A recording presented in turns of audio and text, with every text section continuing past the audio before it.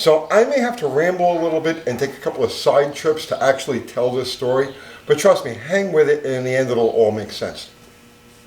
So yesterday, we did the video on modifying the oil pan and trying to control windage and slosh, oil slosh. Because those things are universally accepted as bad. You don't want windage. You don't want a bunch of oil slinging around inside of your crankcase and stacked up against the back of the engine. Except when you do, okay? Because there's one unique situation that I can think of where windage and oil drag and the stacking of oil is actually one of the few things holding an engine together, okay? So I guess this is we got to take some side trips. So you got to go back to middle 1980s, and I started learning about nitro cars, and I started helping out on a couple of different cars. And back then, it was common for a low-budget match race type of car to get 50, 60, 70 runs out of an engine before it even pulled the cylinder heads off. You know, you drop the pan, check things, check the valves, and then just send it, put it all back together again. The hitter cars, national event cars, they would tear them down every couple of runs, every 2-3 runs if there were no problems, nothing, let go. So as I'm trying to learn about nitro, I realized that, well, there's no books to read. There's nobody who's going to tell you their secrets. This is how I keep this car together. It's a very closed-lipped community. They'll share information when they have to, but nobody wants to just spill their guts and give all their secrets. So I found that the best way for me to learn how these engines worked, and the engine was really the only part of it that I was ever concerned with. I'm not a speed guy. I could care less about speed. And the cars themselves didn't really do very much for me. It was the engines and the extreme conditions that they operated under. That's what I was interested in.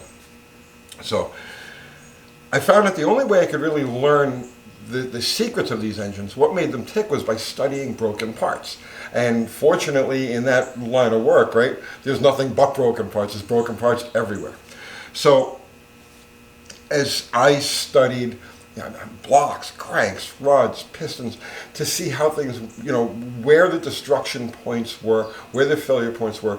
And then when you start to work with a car on a regular basis, you could see that, well, it made 5 runs and there was no problem here, made this change, and then it started breaking this or damaging this or loosening this or cracking this. And so you could put this cause and effect together. Are you following with me so far? This is how you learn with this stuff.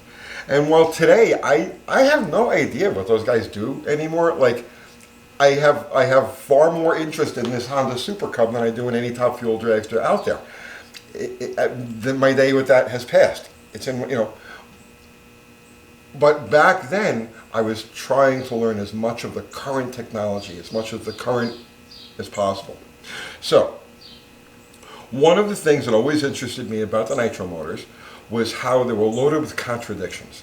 Like, for instance, on a street engine, gasoline engine, regular engine, if you want to increase bottom end power, you advance the cam. But on a nitro motor, if you want to increase bottom end power, you retard the cam. Why? Because it keeps the valve closed that many more degrees during the power stroke. So the longer you keep the exhaust valve closed, the more power, the longer the chamber is sealed, the more power it makes, because nitromethane is such a long burning fuel. The duration of burn is so long. So it was contradictions like that. And then there were other little things, like my favorite place on and around any of those cars was underneath. I loved being a diver. Right? As soon as you get the car back to the pits, I'm the first one, regardless of what my job was on the car. I always dove under and grabbed the pan. That was my thing, because that's where you could learn the most about these engines. The common philosophy that everybody went by, and probably still do, like I said, I don't know what they do out there, but the philosophy back then was that the clutch drives the fuel pump.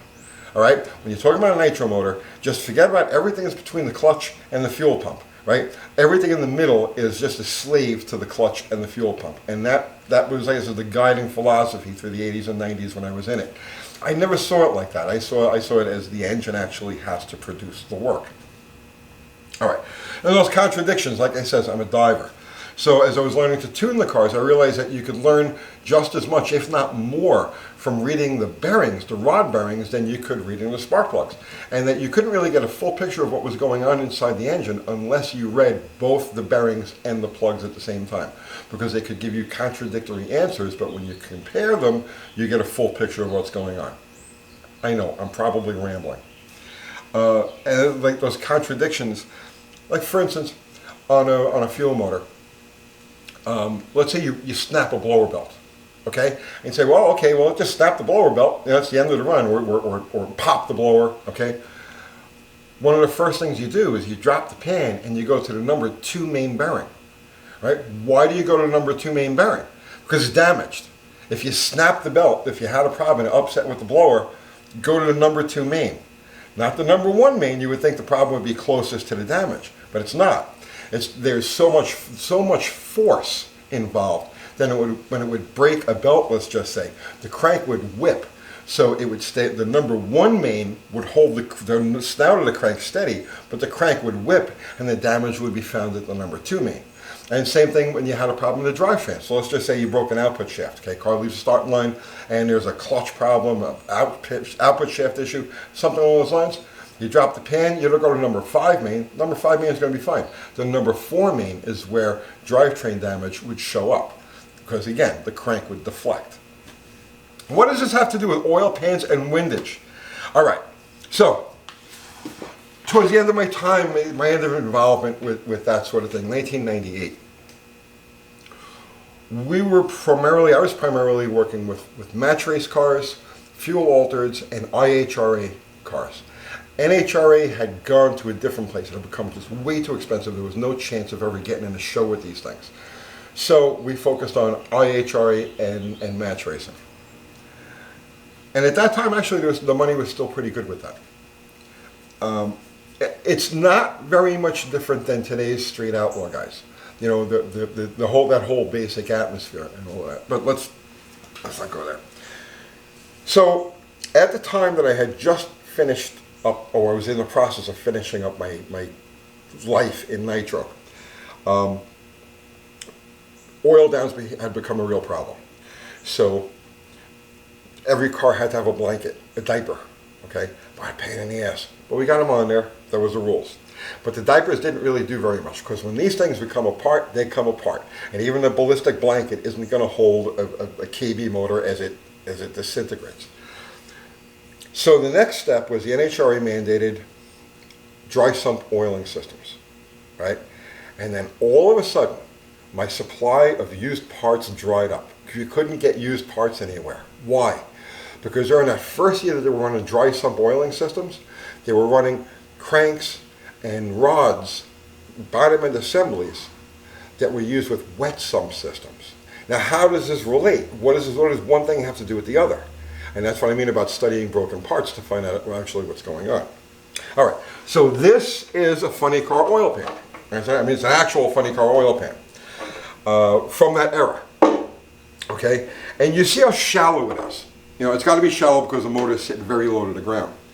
Now, standard operating procedure was fill the motor with a case, 12 quarts of 70 weight oil. Pay attention now, right? 12 quarts, 3 gallons of 70 weight oil. This pan obviously does not hold 3 gallons of liquid. It'll hold maybe 1.5 gallons or thereabouts. It doesn't matter. At 3 gallons with this thing bolted to the block, remember the crankshaft is right here, okay? At 3 gallons with this bolted to the block, the crankshaft is actually submerged in oil, okay? Which is one of the reasons why the oil downs of the day were so crazy, because, you know, when this thing gets windowed, you know, an explosion, you're putting 3 gallons of oil on the ground. So the NHRA had good reason for mandating the dry sump systems, but it had a crazy negative effect on the engines. So what happened was, and remember, we're used to thinking of windage and oil stacking, and by oil stacking meaning under acceleration, the oil all goes to the back of the engine. We're used to thinking of them as bad things, but in a nitro motor, given the contradictory nature of what a nitro motor, how a nitro motor operates, it was the thing that kept these alive, right? It was where you could still get a dozen runs, even after the dual pump, dual mag, clutch management systems and everything else. If you were tight on your tune-up, you could get a dozen runs before you had to cycle rods or anything like that. It went from a dozen runs to 1 or 2 runs, and that's it. Take those rods out, throw them out. 2 runs on the crank, 3 runs on the crank, and that's it. The dry sump engines wouldn't hold the bottom end together until they upgraded the connecting rods and all that, and then changed the metallurgy of the crankshaft, or I should say the composition of the crankshaft. Why? It was because that 3 gallons of oil. So now picture this now, right? You got here's your oil fill. Here's your crankshaft. 3 gallons is up to here now in this engine, right? Or actually, it's right at the bottom of the cylinder bars. When the car leaves the starting line, all of this oil stands straight up at the back of the engine. So you've got the back 4 6 cylinders are just churning through a solid wall of oil. Okay. Now, because nitro is load sensitive and it loves the load, that's not detrimental to horsepower. It actually helps you make horsepower. There was the other thing too. When they went to the dry sump system, the tuning changed also, but that's a whole different thing. So when the car would leave the throttle, 3 gallons of oil stack up at the back of the crank and create this huge amount of drag, but also suck up all of the harmonics. Because that's one of the things about a nitro motor. There's such an insane level of harmonics, fine harmonics, noise through the crankshaft, through the reciprocating assembly, that oil, that 70-weight oil, acted as a damper and sucked out that noise and allowed the cars to make multiple runs with the same bottom end parts. Switch to the dry sump system, all of a sudden there's no more crazy oil downs, right? Now it's just a couple of drops and it's done. But the engines were just absolutely grenading themselves. They were blowing themselves right out of the the frame rails, and for no apparent reason. It was taking that harmonic damper in the form of 3 gallons of 70-weight oil out of the engine, and that was the difference. That's also what pushed like the last of the little guys out of nitro racing. Because even up to that point, there were still a bunch of independent guys, and you could still get, you still get 18 cars, 20 cars to show up for a 16-car field, and then it was from that point forward, it became just strictly a money game, and if you weren't a Force or a Schumacher or anything like that, just stay home, right? So, but yeah, that video yesterday reminded me of all of that. I knew I had to do a video. I don't want to talk about this stuff anymore. I'll see you tomorrow.